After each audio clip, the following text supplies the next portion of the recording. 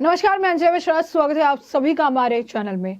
वक्फ bill के खिलाफ लगातार राज्यों में प्रदर्शन देखने के लिए मिल रहे हैं। लगातार मुस्लिम समुदाय के लोग सड़कों पर उतर के इस कानून के खिलाफ बयान भी दे रहे हैं, नारे भी लगा रहे हैं। इसी बीच वक्फ कानून के खिलाफ असदुद्दीन ओवैसी ने भी 19 अप्रैल को बड़ा प्रोटेस्ट करने की बात कही है।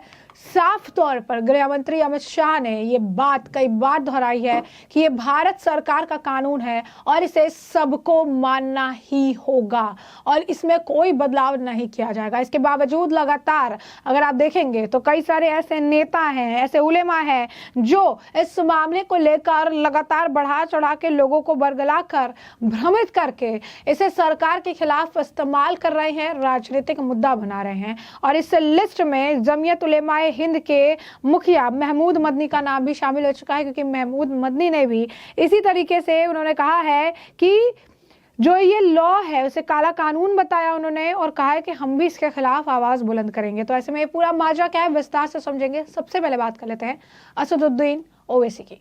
All India Muslim personal law board यानी AIMPLB ने वक्फ संशोधन अधिनियम 2025 के खिलाफ विरोध प्रदर्शन तेज कर दिए हैं।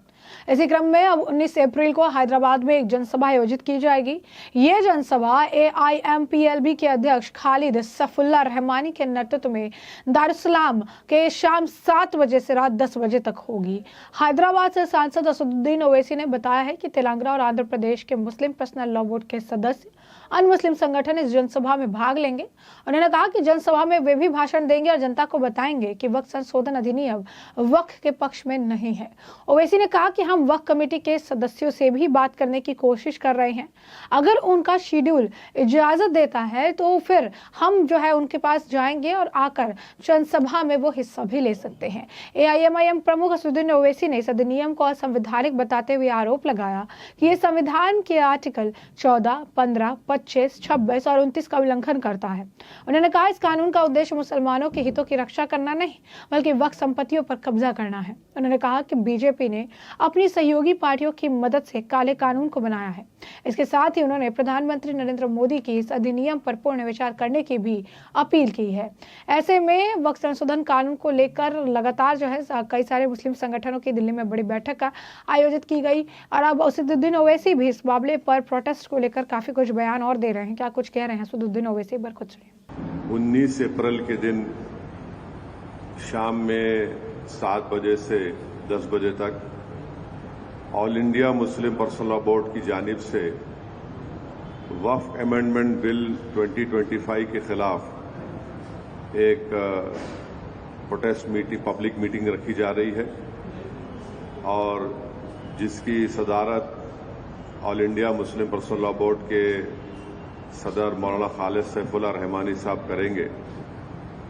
और इस प्रोटेस्ट पब्लिक मीटिंग में जो all India Muslim personal law board की तरफ से की जा रही है उसमें तेलंगाना और आंध्र प्रदेश के मुस्लिम पर्सनल लॉ बोर्ड के मेंबर्स, तेलंगाना और आंध्र प्रदेश के बड़े बड़े मुस्लिम ऑर्गेनाइजेशंस जिसमें जमीयतुल उलमा भी है, जमात इस्लामी भी है और मशाइखीन इस प्रोटेस्ट पब्लिक मीटिंग में हिस्सा लेंगे। उलमा इकराम इस पब्लिक मीटिंग में हिस्सा भी लेंगे और अपनी स्पीचेस और अपने खिताबात के जरिए आवाम को बताएंगे कैसा ये वक्फ अमेंडमेंट बिल वक्फ के मुफाद में नहीं है। और साथ ही साथ हमारी ये कोशिश भी है कि जो पार्लियामेंट वक्फ कमेटी के मेंबर्स हैं हम उनसे भी बात कर रहे हैं और अगर उनका शेड्यूल परमिट करता है तो वो भी आकर 19 अप्रैल के दिन 19 अप्रैल के दिन जो ये पब्लिक मीटिंग होने जा रही है उसमें हिस्सा लेंगे। 19 अप्रैल के दिन मगरिब की नमाज बाजमात दारुसलाम के ग्राउंड में अदा की जाएगी। उस नमाज में जनाब रिजवान कुरैशी साहब जो खतीब और इमाम मक्का मस्जिद है नमाज मगरिब पढ़ाएंगे और उसके बाद उनकी खिरत से ही जलसे का आगाज होगा। तो ये एक अहम इत्तला मैं जरूरी समझता हूं। और दूसरी बात यह है कि आप जानते हैं कि वक्फ अमेंडमेंट बिल जो नरेंद्र मोदी ने लाया वो अनकॉन्स्टिट्यूशनल, हमारे भारत के आईन के आर्टिकल 14 का, आर्टिकल 15 का, आर्टिकल 25, आर्टिकल 26 और आर्टिकल 29 का एक ग्रेव वायलेशन है। और हम ये समझते हैं कि ये अमेंडमेंट बिल को बचाने के लिए नहीं है। वक्फ की प्रॉपर्टीज पर जो एंक्रोचमेंट है उन एंक्रोचर्स को हटाने के लिए आ रहा है। वक्फ प्रॉपर्टीज की रेवेन्यू या आमदनी में इजाफा करने के लिए नहीं लाया जा रहा है, ना ही ये मुसलमानों के मुफाद में है कि ये तमाम अमेंडमेंट्स जो किए गए हैं बीजेपी और एनडीए के सपोर्टिंग पार्टीज, चाहे वो टीडीपी हो, जेडीयू की नीतीश कुमार हो, चिराग पासवान हो, जयंत चौधरी हो, मांझी साहब हो या फिर कुमारस्वामी हो, तो इनकी सपोर्ट से बीजेपी ने एक काले कानून को बनाया है।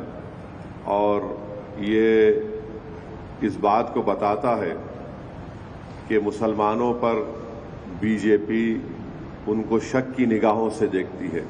जैसे कि आपने असदुद्दीन ओवैसी को सुना, उन्होंने प्रोटेस्ट की डेट और टाइमिंग बताई है और इस कानून को काला कानून बताते हुए कहा है कि हम इसके खिलाफ आवाज उठाते रहेंगे, पीसफुल तरीके से प्रोटेस्ट करेंगे, लेकिन प्रोटेस्ट करेंगे जरूर ताकि हम सरकार तक अपनी आवाज पहुंचा सके। वहीं आपको बता दें कि वक्फ संशोधन अधिनियम पर जमीयत उलेमा हिंद के प्रमुख महमूद मदनी का भी बयान सामने आया है।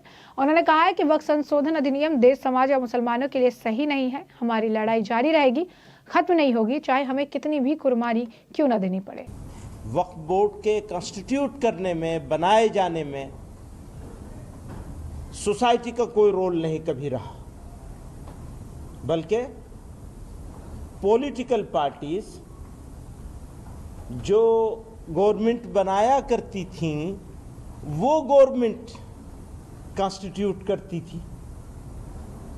सेंट्रल वक्फ काउंसिल बन रही है तो सेंट्रल गवर्नमेंट बना रही है, स्टेट के वक्फ बोर्ड बन रहे हैं तो स्टेट की सरकारें बना रही हैं। मुसलमानों का कोई रोल नहीं होता था उसमें। हाँ, ये ज़रूर होता था कि, और अभी भी होगा, कि सरकारें अपनी मर्जी के मुसलमानों को एज वेल एज अदर्स को बना लेंगे। जैसे पहले होता था कि वो अपनी मर्जी के लोगों को बनाया करते थे। अब बदकिस्मती से, दुर्भाग्य से सारे मुल्क में मीडिया के जरिए से ये फैला दिया गया कि ये तो ऐसा लगता है जैसे कहीं बाहर से, चाइना से आके लोग बैठे थे यहाँ और आकर के इन्होंने वक्फ बोर्ड बना रखे थे और कब्जे कर लिए जमीनों। वही पार्टी जो आज ये कह रही है कि कब्जे करते थे, वही पार्टी 2009 में ये कहा करती थी कि इनकी जमीनों पर कब्जे हुए हैं और हम उनके छुड़वाने में रोल प्ले करेंगे। तो 2009 से आज तक में इतनी चेंजिंग आ गई कि 2009 तक जो कम्युनिटी मजलूम थी वक्फ के मामले को लेकर, वही कम्युनिटी जालिम हो गई कि इन्होंने ये गिरफ्त कर लिया, ये गिरफ्त कर लिया, ये गिरफ्त कर लिया और ये गिरफ्त कर लिया। तो मामला वक्फ का नहीं है, मामला पॉलिटिक्स का है। मुसलमानों के नाम पर, मुसलमानों के खिलाफ, मुसलमानों के लिए कभी हमदर्द बन के और कभी गाली दे के, हमदर्दी के पीछे भी गाली ही छुपी हुई है। इस एक्ट को दुर्भाग्य के साथ, दुर्भावना के साथ, दुर्भावनापूर्ण एक्ट है ये अमेंडमेंट है। ये सोसाइटी के लिए, कम्युनिटी के लिए या मुल्क के लिए, मान लो सोसाइटी के लिए, मुसलमानों के लिए खराब होता, मुल्क के लिए अच्छा होता तो भी हमारे सर आंखों पे हो सकता था। हाँ ठीक है, थोड़ा तकलीफ होगी, बर्दाश्त कर लेंगे, कोई बात नहीं, देश का भला हो जाए। ना देश के लिए, ना कॉमन सोसाइटी के लिए, इंडियंस के लिए, और ना ही मुसलमानों के लिए, किसी के लिए ये कानून सही नहीं है और इस तरह के अमेंडमेंट सही नहीं है। स्ट्रेंथन करने की बात करते हैं तो एक छोटी सी चीज थी कि कब्जा करने वाले के खिलाफ, जैसे कहते हैं ये कब्जा कर रखा, हम लोगों ने भी कब्जा कर रखा, कब्जा करने वाले के खिलाफ क्रिमिनल केस बनेगा। आपने इस अमेंडमेंट में उस क्रिमिनल होने को, क्रिमिनलिटी को खत्म कर दिया। तो कैसे फायदा पहुंचाया आपने? आप तो कब्जा करने वालों को फायदा पहुंचा रहे हैं, बिल्डरों को फायदा पहुंचाना चाह रहे हैं कि जो प्राइम लोकेशन की लैंड्स हैं वो बिल्डर्स को मिल जाए। हमने महमूद मदी ने कहा कि ये वक्त का मामला नहीं बल्कि राजनीति है। मुसलमानों के नाम पर कभी मुसलमानों को गाली देकर या मुसलमानों का हमदर्द बनकर दुर्भावना के साथ इस अधिनियम को लागू किया गया। यह अधिनियम या संशोधन देश, समाज और मुसलमानों के लिए सही नहीं है। मदी ने कहा कि हमारी लड़ाई जारी रहेगी, खत्म नहीं होगी, चाहे हमें कितनी भी कुर्बानी देनी पड़े। हमने आज़ादी से पहले भी कुर्बानियां दी हैं। अगर हमें लड़ना पड़ा तो हम लड़ेंगे, अगर हमें सब्र करना पड़ा तो हम वो भी करेंगे। हम हर स्थिति के लिए तैयार है, हम न्याय का इंतजार कर रहे हैं। क्या कुछ और कह रहे हैं वो सुनिए। तो जिन्हें साइडलाइन कर दिया गया, जिन्हें रोंदने की तैयारी कर ली गई और रोंदा जा रहा है, उनकी तरफ से दिल की तकलीफ का इजहार कर सकूं तो बस सवालों के जवाब नहीं है मेरे पास, क्योंकि जो सवाल हैं उन सवालों को सुनता हूं मैं तो मुझे समझ आता, सोचता हूं ये इन लोगों के पास से शर्म नाम की चीज खत्म हो गई, एकदम शेमलेस हो गए सवाल करने वालों के बारे में सोचता हूं। जिस तरह के सवाल आते हैं तो बहरहाल मुझे फिर एक मर्तबा शुक्रिया अदा करूंगा आप लोगों का इस बात के लिए। लड़ाई जारी रहेगी, खत्म नहीं, और जो कुर्बानी देनी पड़े पहले भी दी गई है, आजादी से पहले भी कुर्बानियां दी हैं। अगर लड़ना पड़ेगा लड़ेंगे, सब्र करना पड़ेगा सब्र भी करेंगे और कर रहे हैं निहायत सब्र के साथ। पूरी कम्युनिटी न्याय के इंतजार में। और ये भी कह दूं मैं आपको कि इस देश के लोग खूबसूरत मुल्क है, लोग ऐसे नहीं हैं,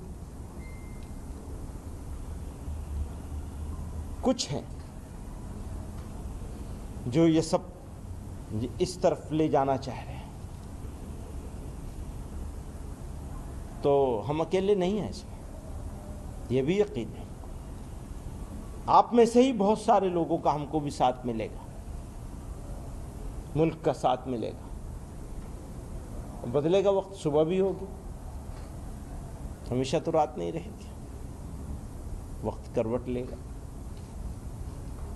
तो जैसे कि आपने सुना कि उनका बयान है, साथ ही साथ उन्होंने आगे ये भी कहा है कि शांतिपूर्ण विरोध प्रदर्शन करने की अपील करते हुए कहा है कि ये कानून के खिलाफ हर जगह शांतिपूर्ण प्रदर्शन होने चाहिए। मौलाना मदनी ने कहा है कि ये दुर्भाग्यपूर्ण है कि यह फैसला जा रहा है कि वक्फ संपत्तियों पर चीन से आए लोगों का कब्जा कर रहे हैं। उन्होंने जोर देकर कहा कि यह मामला वक्फ का नहीं बल्कि राजनीति का है। उन्होंने संशोधन को मुसलमानों के नाम पर, मुसलमानों के खिलाफ और मुसलमानों के लिए एक दुर्भाग्यपूर्ण कदम बताया है, जिसमें कभी हमदर्दी दिखाई जाती है तो कभी गाली दी जाती है। उन्होंने कहा कि यह बिल ना तो देश के लिए सही, ना भारतीयों के लिए और ना ही मुसलमानों के लिए। उनका आरोप है कि यह संशोधन बिल्डरों को फायदा पहुंचाने के लिए लाया गया है। उन्होंने कहा कि उन ताकतों से भी लड़ाई लड़नी होगी जिनके साथ आज की सरकार खड़ी है। बहुसंख्यकवाद के जरिए देश की बुनियाद को रौंदने की कोशिश की जा रही है और इस मुल्क के लिए नहीं, उनकी जिम्मेदारियां हैं कि वो गरीब, कुचले और हाशिए पर पड़े लोगों की तकलीफों को व्यक्त करे और उनके लिए जो भी कुर्बानी देनी पड़े उसे पीछे ना हटे। क्या कुछ और कह रहे हैं सुनिए। तो साफ तौर पर कहा कि लड़ाई जारी रहेगी, खत्म नहीं होगी, चाहे लड़ना पड़े या सब्र करना पड़े, हर स्थिति के लिए तैयार है। इस एक्ट के खिलाफ हर जगह शांतिपूर्ण प्रदर्शन होने चाहिए और उन सभी हरकतों की कड़ी निंदा होनी चाहिए जहां पर हिंसा हुई है, चाहे वो एक्ट एक्ट के नाम पर हो या किसी और नाम पर, क्योंकि हिंसा आंदोलन को कमजोर करेगी।